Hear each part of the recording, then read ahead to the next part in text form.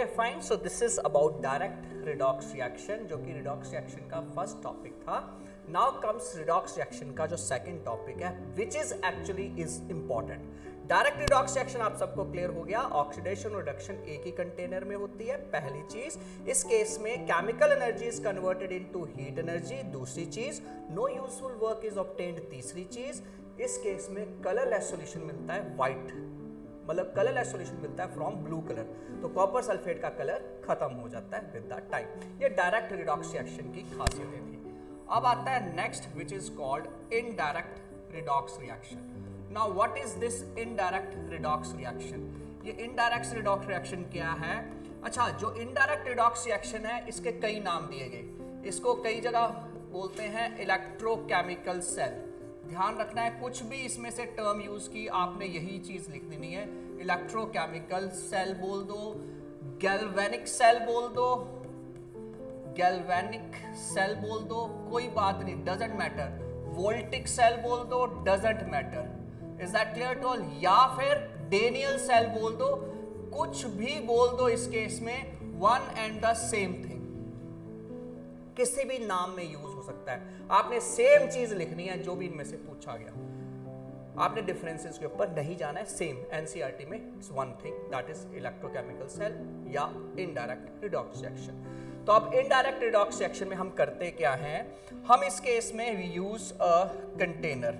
दो कंटेनर अलग रखते हैं, यानी कि इस केस में ऑक्सीडेशन और reduction takes place in separate container.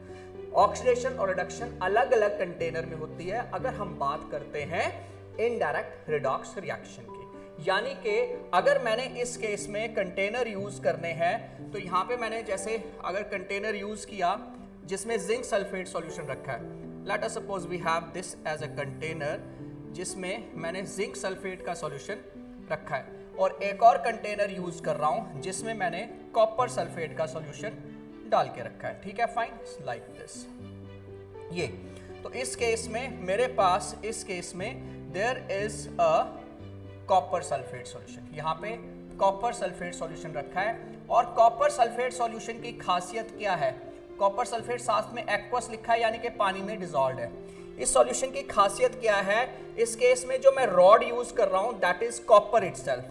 Copper sulphate का ही सॉल्यूशन है, और इलेक्ट्रोड भी कॉपर की ही यूज कर रहा हूं. इस केस में इलेक्ट्रोड भी I am using of copper. जैसे इस केस में ये जो इलेक्ट्रोड यूज हो रही है, that is made up of copper.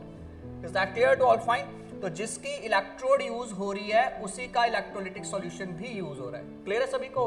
और अगर हम बात करते हैं दूसरा सॉल्यूशन, इस केस में the second solution is actually of zinc sulphate. ये जिंक सल्फेट का सॉल्यूशन है. डायरेक्ट रिडॉक्स रिएक्शन में क्या करते थे? इलेक्ट्रोड दूसरी थी, इलेक्ट्रोलाइट दूसरा था, लेकिन इस केस में इलेक्ट्रोलाइट जो है उसी की ही इलेक्ट्रोड यूज होगी. तो इस केस में अगर इलेक्ट्रोलाइट मैंने जिंक सल्फेट का यूज कर लिया, तो आप समझ गए कि इस केस में इलेक्ट्रोड किस चीज की यूज करेंगे? Obviously electrode will be of zinc. तो यहाँ पे जिंक की इलेक्ट्रोड यूज कर रहे हैं इन दिस केस. तो ये हमारे पास जिंक की इलेक्ट्रोड है.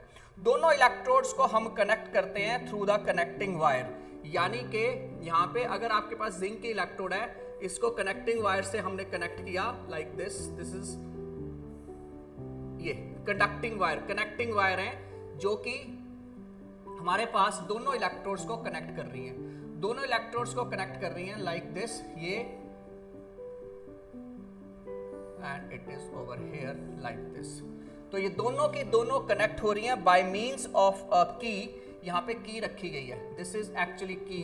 अगर इस की को प्रेस कर देते हैं, इसको अगर प्रेस कर देते हैं की को, तो सेल काम करना शुरू कर देता है. तो मैं बताऊंगा कैसे प्रेस करेंगे, वो बात की बात है. अब आपको समझ आ गया, जिंक का इलेक्ट्रोड जिंक सल्फेट के सॉल्यूशन में, कॉपर का इलेक्ट्रोड कॉपर सल्फेट के solution. Is that clear to all? Fine.